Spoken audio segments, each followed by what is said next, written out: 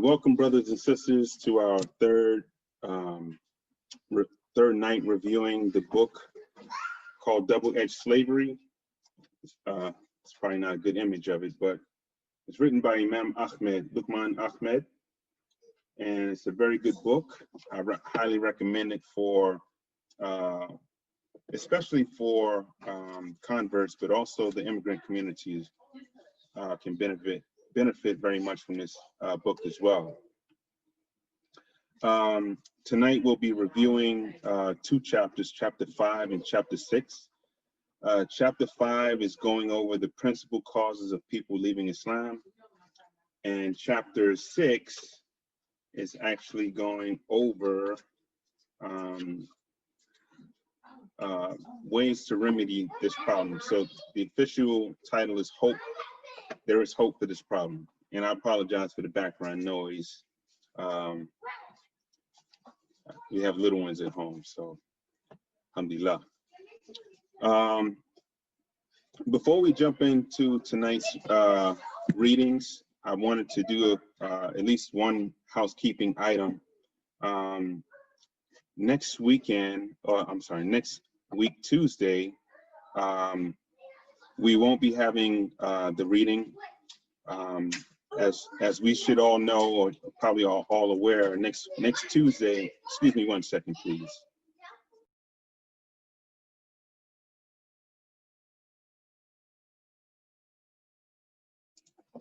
Okay, next Tuesday, as we all know, is election day. And we want to encourage everyone to please go and vote if you have not done so already. And if you have, alhamdulillah, please encourage others to do the same. So I know it's hard to believe that everyone's not going to be tuning in to our book club. They would rather be going to vote, but I don't blame them, alhamdulillah, it's for good reason. So anyway, moving along, let's just jump right into it, inshallah, so we can get to the good part, which is the group discussion.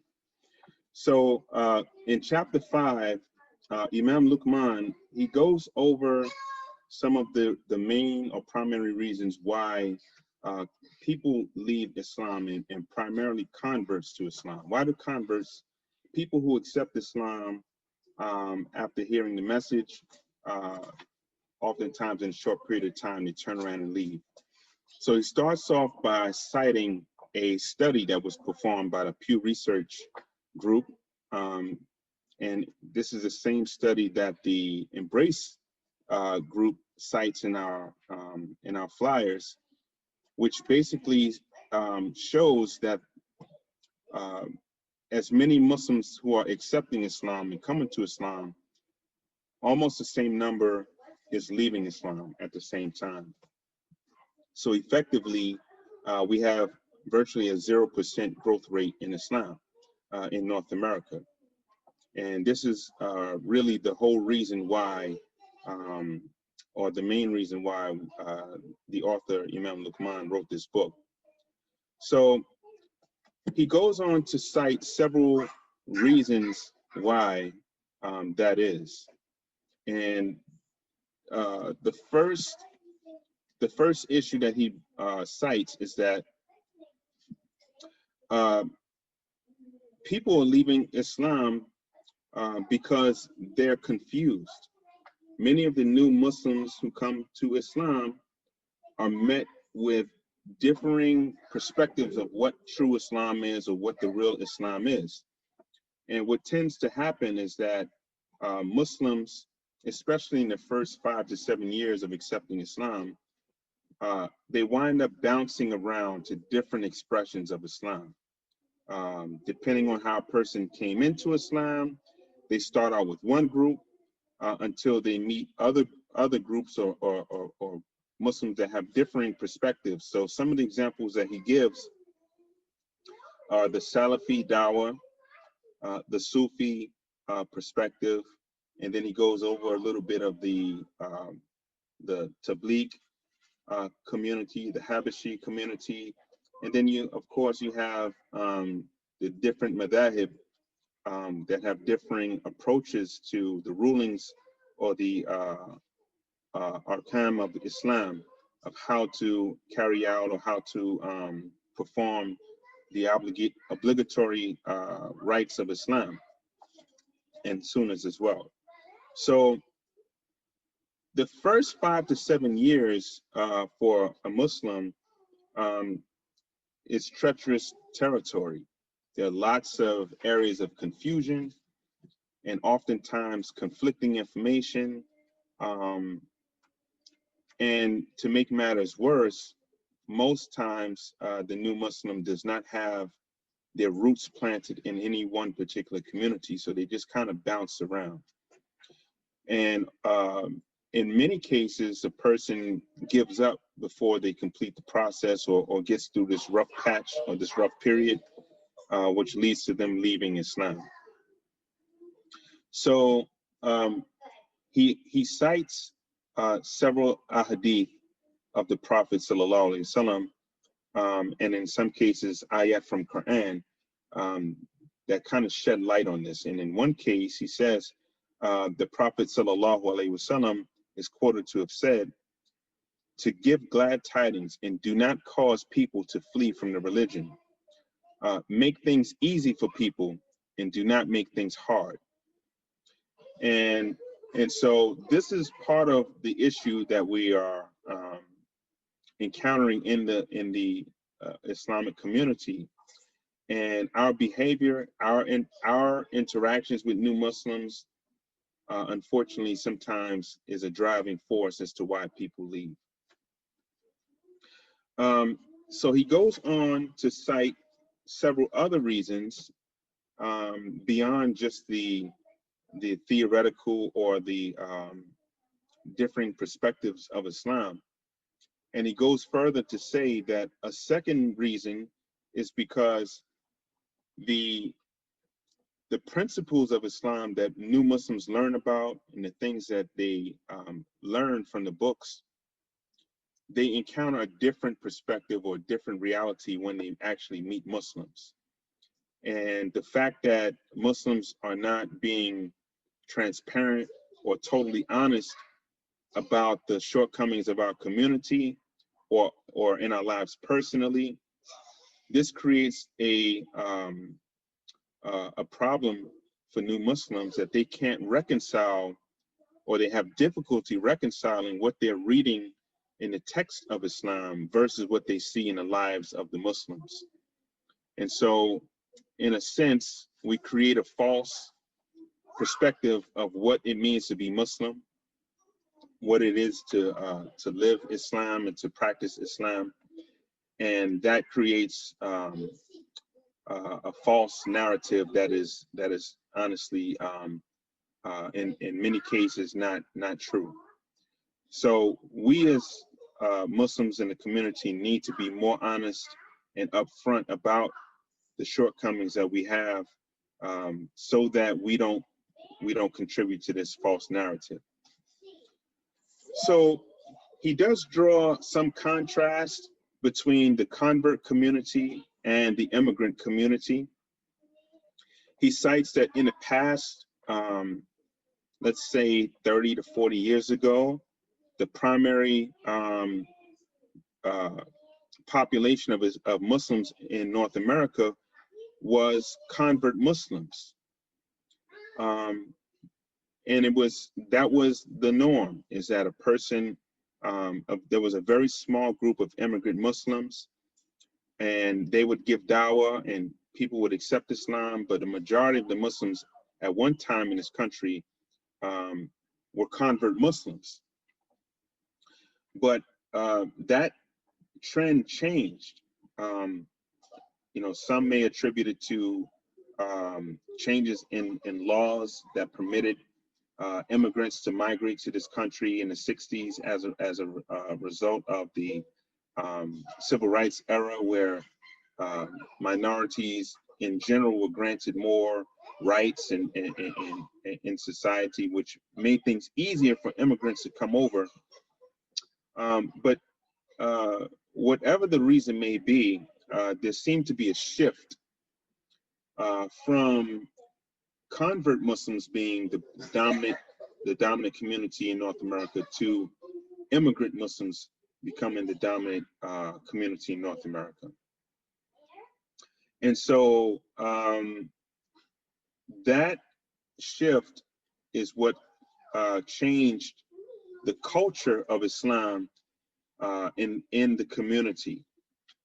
And so there seemed to be a shift where the new sentiment for the immigrant community was that they basically abandoned the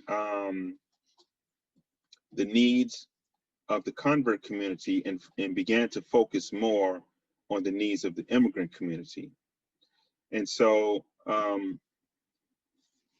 that is what led to a big shift within the community, and also contributed to a lot of convert Muslims leaving Islam.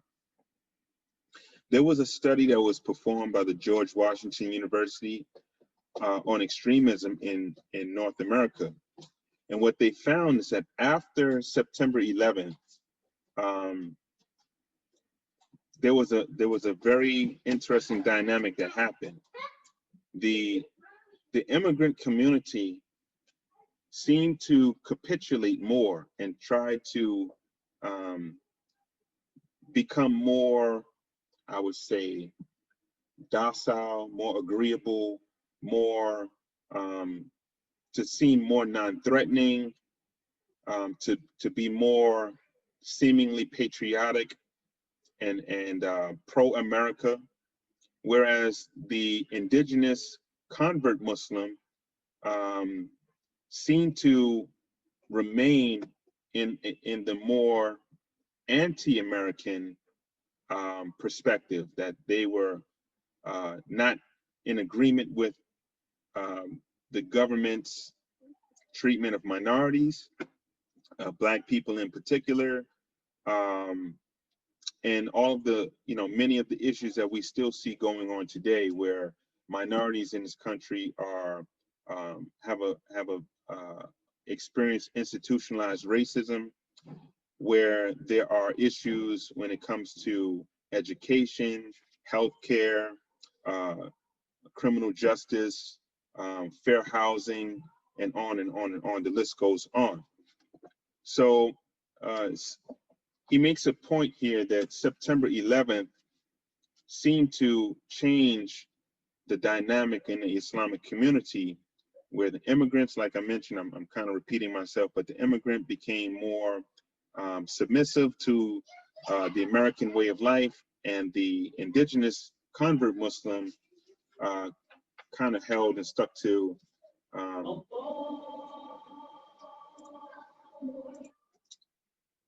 their perspective. So this is also what has contributed to a difference between the immigrant interest and perspective versus the convert interest and perspective. So one advantage that the immigrant community does have is that many of them are highly educated, aggressive income earners. They come to this country,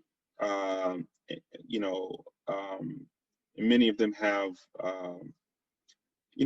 worldly endeavors or aspirations to make progress in their careers and financially, in business, what have you. Whereas many of the indigenous convert Muslims don't necessarily enjoy the same attributes. And we've talked about this in previous lessons or previous chapters, that many of the convert Muslims in this country, there's a perception that many of us came to Islam through the penal system, through prison, or probably through the Nation of Islam, I think, as Brother Rashid mentioned last week, or some other means. But the point here is that the immigrant community tends to be more affluent and possess more resources than the indigenous convert Muslim in North America. So what happens here is that it sets up a a situation where the immigrant Muslim typically possesses most of the resources in the community, and they have become self-serving in their with their resources, as opposed to using those resources to help the convert community in North America. He goes on to say that these are the main reasons why people tend to leave, is because of these differing or competing objectives and the treatment that new Muslims receive when they accept Islam. And that was pretty much what I took away from chapter 5 in this week's reading. So then we turn to chapter 6. And before we go too deep into chapter 6, I will say up front, I think there was one person who reached out to me, I won't say their name, to point out that there are some passages in chapter 6 especially that are repeated. And it could be that this was an issue with the publishing, or it could also be that the author repeats himself for emphasis. So hopefully it was not a distraction, but rather that it drove the point home for the reader, inshallah. So chapter 6 is talking about hope to redeem these problems, or how can we combat the problems within the community that drive convert Muslims away. So he starts off by repeating that, you know, as he mentioned, in the first 5 to 7 years, the convert Muslim tends to struggle to connect the dots about Islam, meaning the things that they learned about while studying about Islam and reading the books, versus what they witness when they come to the community and actually experience Islam. Excuse me 1 second, I lost my page here. Let me find myself.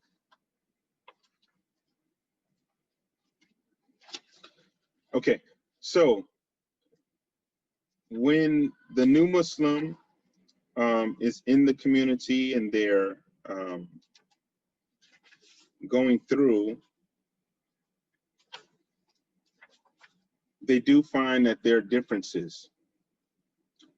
And so he goes on, and I think this chapter kind of got away from him a little bit, in the sense that it was supposed to focus more on how to resolve some of those issues. But I think instead he kind of dove a little deeper into what are some of these differences and what are some of the reasons that people leave Islam. And he goes on to cite 7 different reasons. And of the 7 reasons, there are a couple that did repeat. So forgive me if I sound repetitive in what I'm mentioning. But the first reason that Imam Luqman points out is that the different perspectives in Islam contribute to them leaving. So he points out the Salafi movement, the Salafi Dawah, as a major cause of people leaving, because the practice of the Salafi movement tends to be more political, and it lacks the spiritual and moral connection that Muslims, that especially new convert Muslims, are seeking when it comes to Islam. It tends to be a little more strict, a lot more strict in some ways. And the author says that, you know, this kind of contributes to a harshness in the community that tends to drive new Muslims away because of the arguing, the infighting, the combative nature of the harsh approach to Islam. The second reason that he cites is that there is a lot of argumentation between Muslims, especially over the halal and haram, what is permissible, what is not permissible, and also the identity of Islam, meaning who is considered to be a real Muslim. He gives one stark example that when a person walks into a retail store, and he gives the example of Walmart, there's a person that is standing at the door to greet every person who comes into the store. And he says sometimes when you go into a masjid and you give salams, you may not receive salams in return. And then he also points out that sometimes a sister may not have her scarf on the right way, or maybe you have something about you, or this person has something about them that may not fit 100% into the culture of the masjid, and automatically they are they get treated like an outsider or less than equal. And this type of treatment is what drives Muslims away. And as I mentioned before, the divide between the immigrant Muslim and the indigenous Muslim, that also contributes to why Muslims feel, convert Muslims especially, feel that Islam does not offer a place for them in this country. He goes on to point out that the sectarianism and religious extremism present in the Muslim world has also crept into the Muslim reality in North America, meaning that much of the books of dawah and books coming from the broader Islamic world, they insert in them oftentimes an anti-American sentiment or mentality, and that also tends to push Muslims away, convert Muslims away.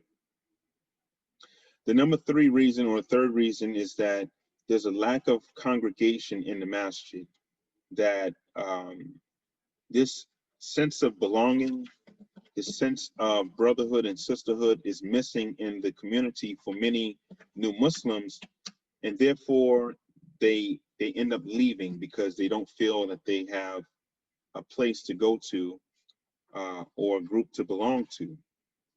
Hence the reason for a group such as Embrace.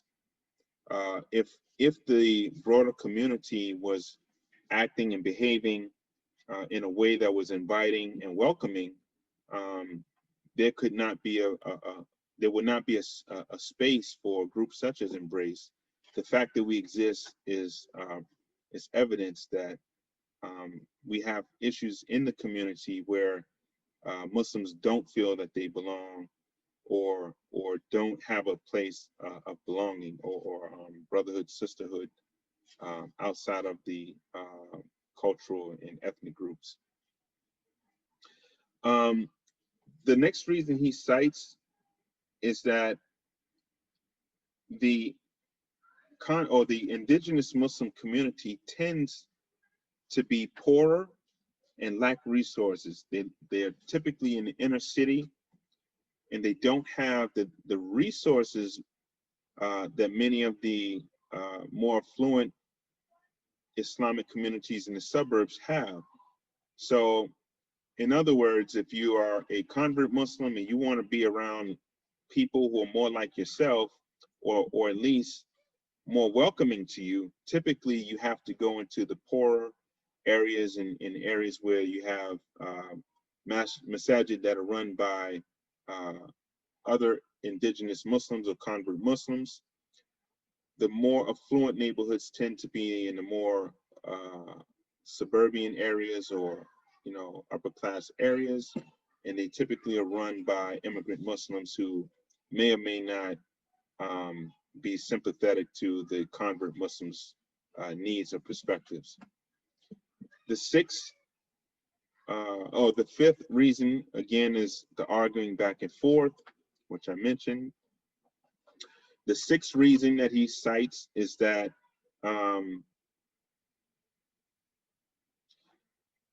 is the racial issue and cultural difference, which is similar to the one I just mentioned. Um, he points out that uh, the there is racism that exists within our communities. Um, when it comes to positions of leadership within the community, oftentimes minorities do not have a voice. Convert Muslims do not have a seat at the table. Only a I would, he, he uses colorful language, but he almost refers to us, or not almost, he actually used the word mascot, that convert Muslims are oftentimes given a mascot position, um, but not any real substance or any real consideration when it comes to leading these communities. And the seventh and last reason that he offers is that, which is almost basically the repetitive one, which is that um, the lack of resources in the convert community, which brings down, you know, uh, it doesn't, it's unable to meet the needs of the convert Muslim. Um, Oftentimes, uh, the inner city or poor communities, they have, you know, dedicated people that are rich in spirit and rich in faith, but lack the resources to actually meet the needs of the community, and therefore the community is unable to grow and to achieve many of the goals that it sets out to do because of the lack of resources. So with that, I'll stop there. Alhamdulillah, that was about 30 minutes. And inshallah, we'll open the floor for questions and answers. Jazakallah khair for listening.